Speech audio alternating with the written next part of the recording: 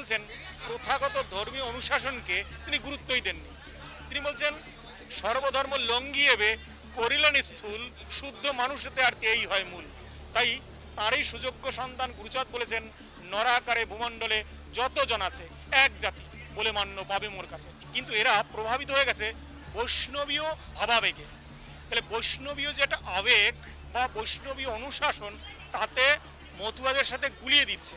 এটা যেটা বললেন যে বাংলার যে কৃষ্টি বা সংস্কৃতি তার সাথে পূজা বা ব্রাহ্মণ্য কালচার এটাকে গুলিয়ে দিয়েছে মাত্র। বেদকে হরিচাঁদ আবার প্রত্যাখ্যান করে দিয়েছেন। হরিচাঁদ বলছেন বেদ বিধি নামানি নামানি ব্রাহ্মণ। তাহলে ব্রাহ্মণ বৈষ্ণব এরা যা আছে এরা ভণ্ড অর্থাৎ প্রতারক, এটা হরিচাঁদের উক্তি। এই যে উক্তিগুলো দিয়ে তিনি মানুষকে সচেতন করার কাজটি করে গেছেন। যদি ভেকদারিয়াদের দেখো, ভেকদারি বৈরাগীরে ভিক্ষা নাই দিবে, ভিক্ষা দিলে ব্যভিচার বাড়িয়ে চলিবে। মায়েদের বলছে যদি এদের দেখো তাহলে এক হাতে নয় দুই হাতে ঝাঁটা নিয়ে পিটাতে বলছে। আমি বলিনি, গুরুচাঁদ বলছেন। কি বলছেন? এমন মারিবে ঝাঁটা দুই হাতে ধরে।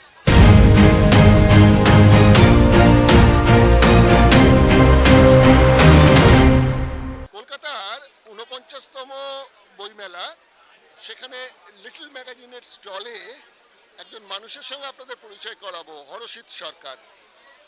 হরষিত বাবু প্রধানত সাদাকে সাদা এবং কালোকে কালো হিসেবে তুলে ধরার একটা চেষ্টা করেন। তার নিজের বক্তব্য, তার নিজের গবেষণা, তার পাশাপাশি বিষয়গুলোতে তার এই আন্দোলনে যারা সঙ্গী তাদের কিছু লেখা, কিছু ভাবনা, কিছু গবেষণা, কিছু চিন্তা, এই মননশীলতাগুলোকে তিনি কিন্তু সকলের সামনে হাজির করেন। হরষিতবাবু নিজে অনেকগুলো বইয়ের লেখক।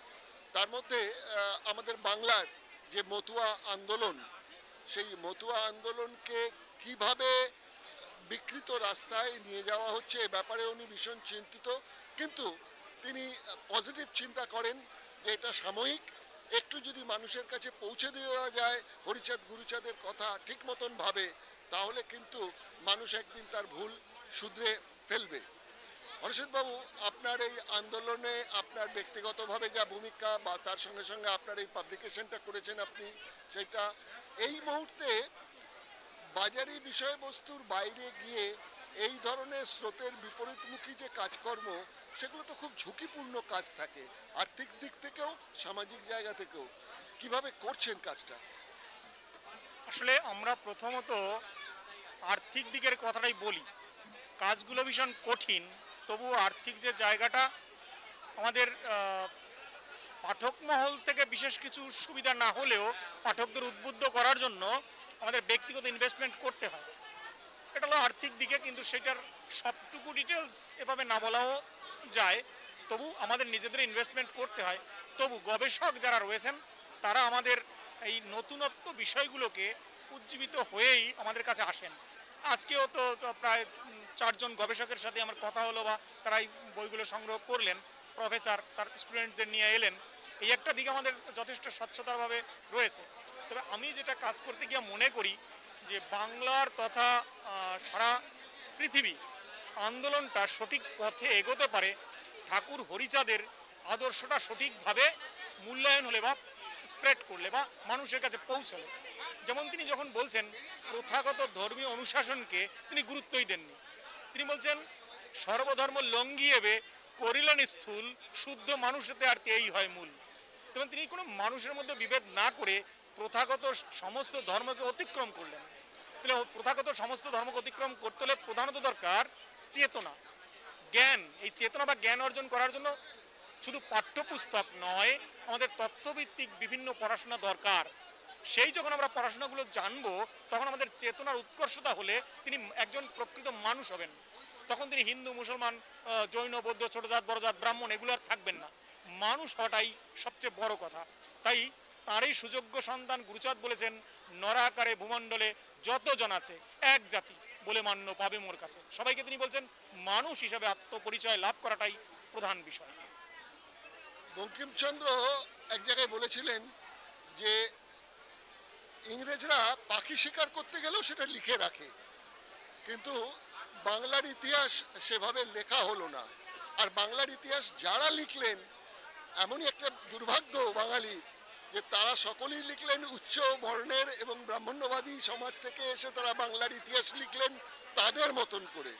কিন্তু আসলে বাংলার ইতিহাসটা কি ছিল এবং এখনো কোন পর্যায়ে আছে, যারা 90% মানে ভূমিপুত্র বাংলার, তাদের নিয়ে সেইভাবে রিসার্চ ওয়ার্ক কিন্তু হয় না, এখনো হয় না। সেইখানে দাঁড়িয়ে হরষিতবাবু এই যে আন্দোলন, ভূমিপুত্রদের যে আন্দোলন বাংলার, বিশেষ করে প্রাতিষ্ঠানিক ধর্মের বিরুদ্ধে, সেইখানে হরষিতবাবু যে কাজটা করছেন, চালিয়ে যাচ্ছেন, সেটা তো হরষিতবাবু এক থেকে প্রশংসার যোগ্য। কিন্তু হরষিতবাবু আরেকটা ব্যাপারও আছে, সেটা হচ্ছে আপনি যাদের জন্য কাজ করছেন তারা বিষয়বস্তুকে, যেটা আমাদের হরিচাঁদ বলেছিলেন যে সবার আগে তোমাদের লেখাপড়াটা করতে হবে, যেটা জ্ঞানের কথাটা আপনি বললেন, দেখা যাচ্ছে তারা নিজেদের বলছেন যে আমরা হরিচাঁদ গুরুচাঁদের ভক্ত, তার অনুসারী, কিন্তু তার কথাগুলোই কিন্তু ঠিক মতন করে ফলো করছেন না। এই অবস্থায় দাঁড়িয়ে এটা তো একটা মানে নেগেটিভ জায়গা একটা দাঁড়িয়ে রয়েছে। এইখানে লড়াইটা কি একটু কঠিন নয় আপনাদের জন্য? না, বিষয়টা আসলে ওই যে আমি বললাম যেটা হরিচাঁদকে স্টাবলিশ করতে হবে, হরিচাঁদের দর্শনটা, কিন্তু এরা প্রভাবিত হয়ে গেছে বৈষ্ণবীয় ভাবাবেগে। তাহলে বৈষ্ণবীয় যেটা আবেগ বা বৈষ্ণবীয় অনুশাসন, তাতে মতুয়াদের সাথে গুলিয়ে দিচ্ছে। এটা ওই যে যেটা বললেন যে বাংলার যে কৃষ্টি বা সংস্কৃতি, তার সাথে পূজা বা ব্রাহ্মণ্য কালচার, এটাকে গুলিয়ে দিয়েছে মাত্র। এই কাজটাও হাজার বছর ধরে করে এসছে। আমরা যদি ইতিহাস দেখি বা নৃতাত্ত্বিক পরিসংখ্যানটা দেখি, তাহলে 1030 সালে প্রথম এখানে জয়ন্ত সেন মাত্র 5 জন ব্রাহ্মণ নিয়ে বাংলা অনুপ্রবেশ করেছিলেন।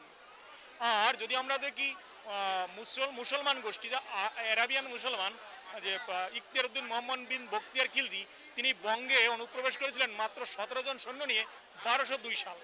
এগুলো একদম ডেটাবেস। ভারতবর্ষে তারা আগে প্রবেশ করলেও বাংলায় প্রবেশ করছে সবচেয়ে শেষে।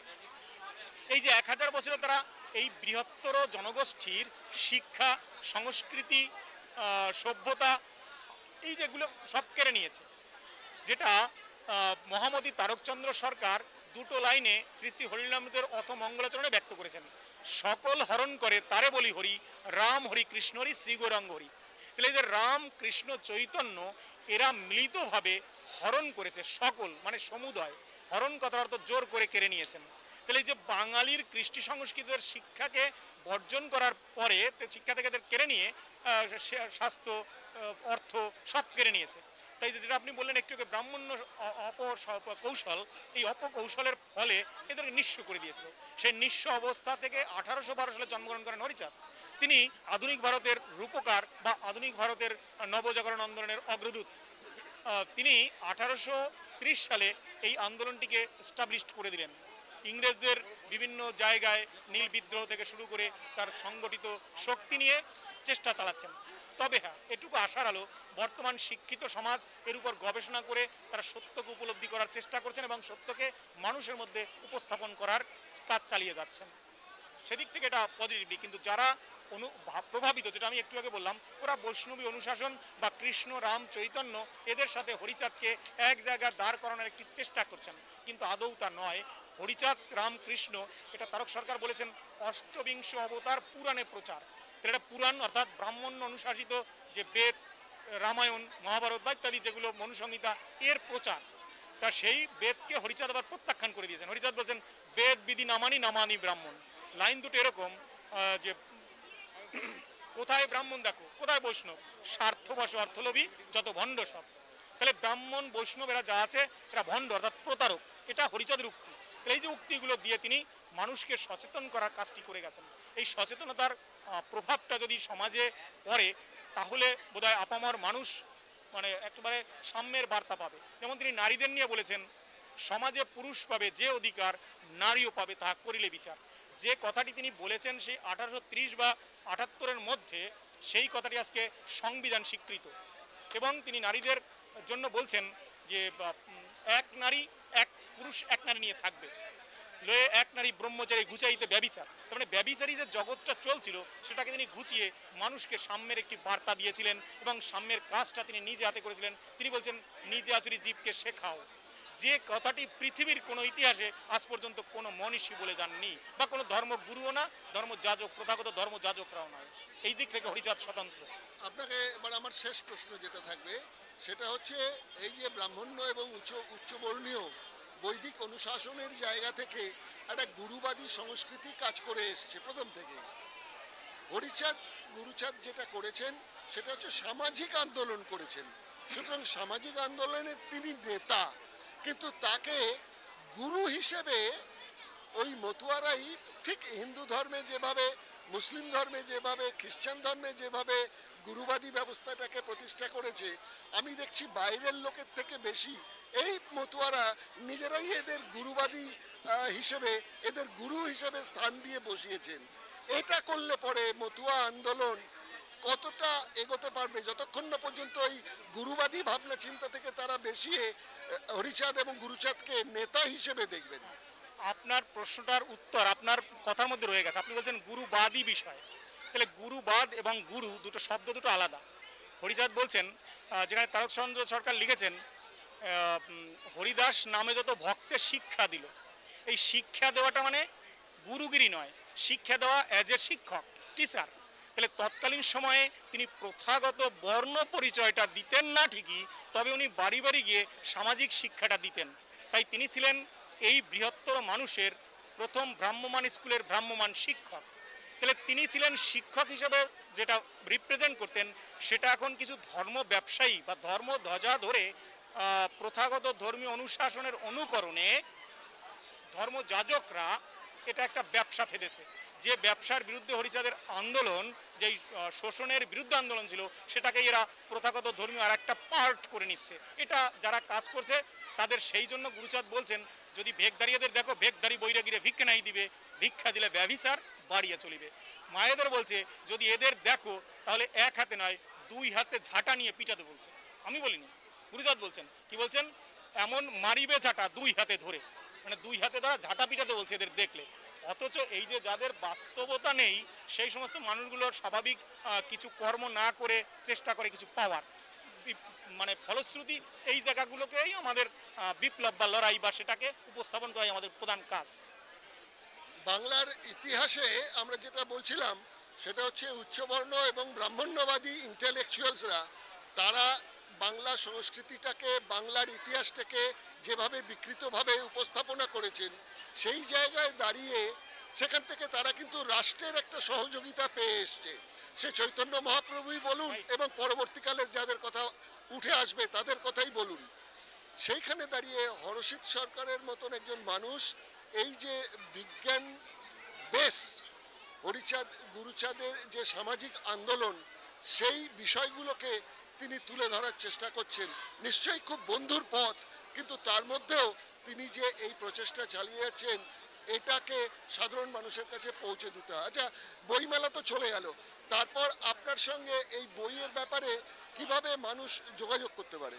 সবসময় আমাদের ফোন নাম্বারে যোগাযোগ করলে সব জায়গা থাকে, বিভিন্ন জায়গায় স্টল চলে যায়, সেই স্টলগুলি থেকেও বইগুলো সংগ্রহ করতে পারবে। এছাড়া বিভিন্ন জায়গায় আমাদের বইগুলো বিভিন্ন স্টলে পাওয়া যায়। আপনার নাম্বারটা একটু বলুন। হ্যাঁ, দুটো নাম্বার 6295717758, আর একটা হলো 9163767565। আমাদের এই বিষয়টাকে নিয়ে মতুয়া গ্রন্থসমূহের শব্দার্থ টিকাভাষ্য, এই গ্রন্থ অত্যন্ত জোরালোভাবে এই বক্তব্যগুলো উপস্থাপন করা আছে। আজকে এখানেই শেষ করছি। Sujit Chattopadhyay, nationalist news.